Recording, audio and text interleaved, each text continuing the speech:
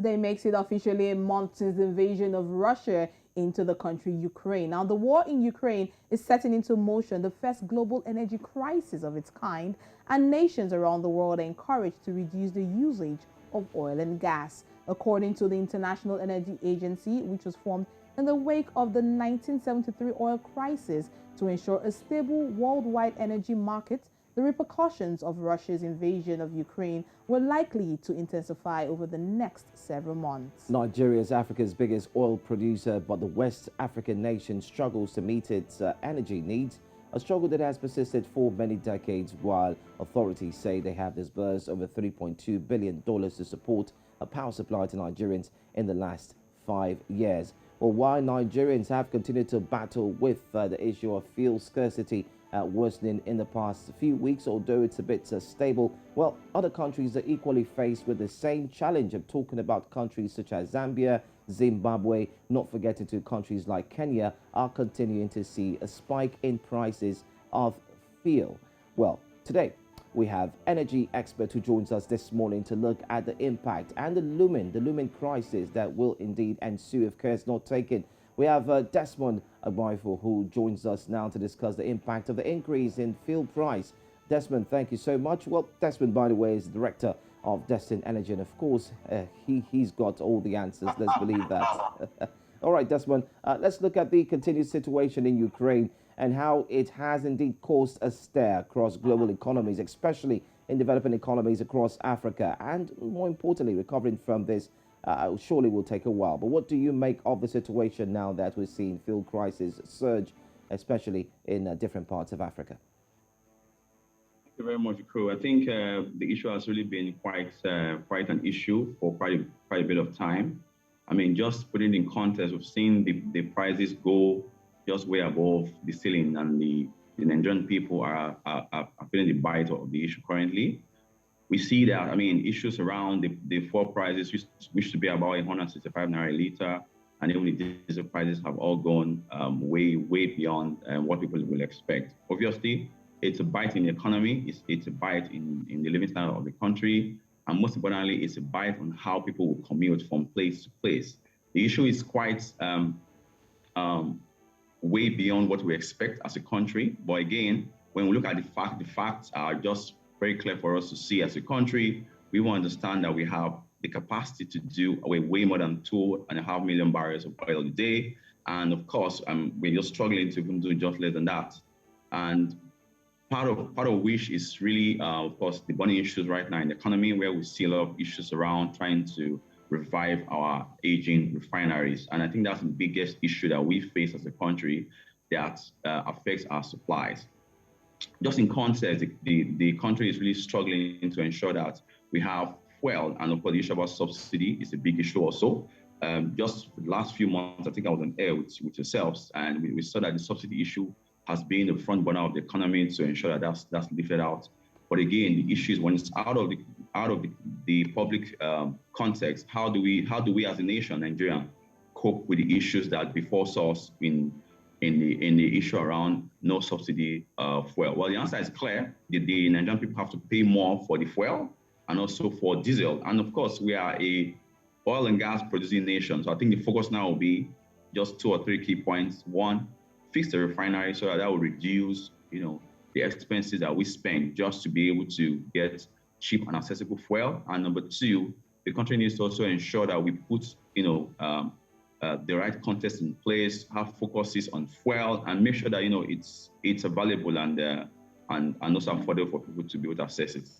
Right. Now, Desmond, you touched on quite a number of things in a few minutes. You talked about the refineries in Nigeria, looking at Nigeria as a case study. And yes, in Nigeria, indeed, there's an estimated 1.6 billion barrels of oil that is being produced daily with little or no refineries that are working effectively. And just last year, the government approved the refurbishment of Port Harcourt refinery to $1.5 billion. That means 1.5 billion was approved to refurbish the Port Harcourt refinery. And as we speak, none of these refineries are even 10% up to capacity. What can we do at this point? Because now we've been advised to manage our oil and gas usage in the different countries. Great. I mean, you have the factor right, and I'm sure it's also in the public space. We've got 4 refineries that are operating, but on the average, I mean, just going on the report that was pulled out from the PwC last year, we are currently just about 25% average across the 4 refining capacity. So what that really means is that we are doing less than our capacity, and that will also lead to helping the country to bleed off cash to ensure that we get the fuel or the oil and gas refined, and then it comes back again as refined product. So the end game of that is Nigerians have to pay for the brunt of not having to work in. The plan towards trying to revamp the refineries, yes, is well on course, but I think it's supposed to be earlier than even now, because we could see that even with the crisis right now, just within the Ukraine and Russia has even intensified the demand. And I know very recently during the CERA week in the US, the president of the energy unit, which is Dr. Birol, also made mention that a way of trying to manage these issues of high demands and uncertainty in the energy market is to work towards trying to reduce our consumption in fuel, but that's on the global scale. But anyway, coming back home, we just have to make sure that we fix our refineries, and of course, we'll be able to get it a bit cheaper and of course also affordable. And just finally, I want to also point out a few facts, which is also some light on the tunnel. We'll be seeing just about 400%, which is 4 times our capacity in the next 10 years. Also pulling up a report from the PwC. That will mean that we're having about 10, 11 key players coming to the mix to be able to partake in both modular refineries and large-scale refineries across the country.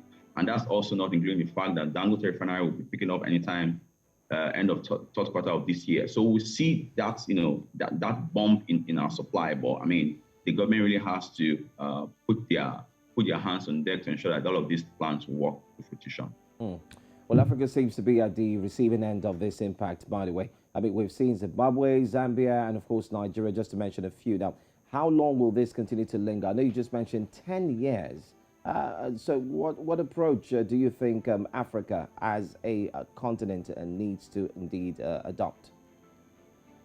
Okay, well, I wouldn't say 10 years, to be honest. I know most projects within the refining space will take two to 3 years, from end to end, from constructions even down to operations. But of course, when the indices are right and when the economy is set, and then we can be able to get this even faster than even necessary. But on the side of working with the government to ensure that this is rectified as soon as we can, we expect the revamp of the refineries to come up to speed and most importantly increase its capacity. Because what happens is as we're a country of about 200 million people, it means that we'll have a lot of demand, both industrial and consumer demand for this product. So if it comes earlier, the better. We're currently seeing good times now, not so good, but we expect this to be longer than necessary. We have a 3-digit oil price currently, and that also should spell good time for us. But however, our production capacity doesn't even match the planned revenue that we expect to get. So it's quite a trying time for us as a country, and we expect this thing to resolve so that we can be able to enjoy the boom that may come after this trough. All right, Desmond, I have a question that talks about the legal refineries. But first, let's talk about the impact analysis of Nigeria's petroleum industry bill on project economics and strategies that would enhance value provision in Nigeria. Okay, thank you. I think that's also a front burner of the country's oil and gas industry. And as a company, we are also looking to do our bit in that space. In fact, we've seen the PIA being passed last year, and of course, key questions around investors asking and even local partners that are trying to play into the game is to see how this PIA that has been just enacted would play into the economy to provide the goal, which is to hit our production to be about maybe 4 million barrels a day, and our reserve to grow to about 40 billion barrels. What that really means is 2 things. 1, higher investment, and 2, a much more stable fiscal regime in the country. We've seen the country has done a bit of trying to restructure what we have as the current fiscal regime on the side of the PSCs and the concession agreement. So royalties now would be, of course, tied to production and tied to terrains. So you would see higher production rates, coming out from deep offshore fields now. But the question is how flexible it is for operators to have a bite of the pie. And of course, we're in the age of gas. So gas is also a big issue in the country. And we've seen that from the PIS report, just about 440 pages, we've seen that the royalties for gas is a bit more, less harsher, to say the least. And all of this makes, in and out of what we expect in industry would be a key player. And then to that end, we have taken it as a company, as a corporate-wide effort to sensitize the public, put this contest within the public space to ensure that we understand what we're coming into. So come 26th of this month on the free webinar, we're having just a bit of 2.5 hours workshop or sensitization, which is absolutely free for the industry and key players to be able to understand what this really means, numbers for numbers and apples for apples. So I think with what we've done already, and I'll be leading that session myself from the company, we've seen that there'll be a lot of impact on the side of the gas project as opposed to the side of the oil and gas project.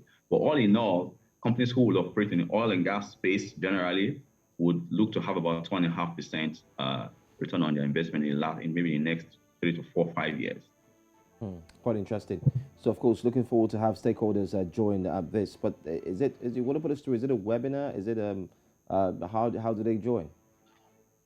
Yeah, actually, so they have to register, and I'm sure the link will be pop up just on the screen.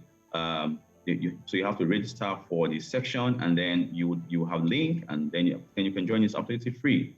It's just about 2.5 hours. We'll touch on the key areas of the PIS new revisions, and of course show that on a specific case studies across onshore fields, offshore fields, deep offshore assets, and just to see what that will play out for interested parties and even government stakeholders. All right, though. Thank you so much for your insight on this. 10 years. I'm just wondering what we would do within that short or long spans of time. But thank you so much, Desmond Obyful, energy expert and director of Distant Energy. Thank you once again.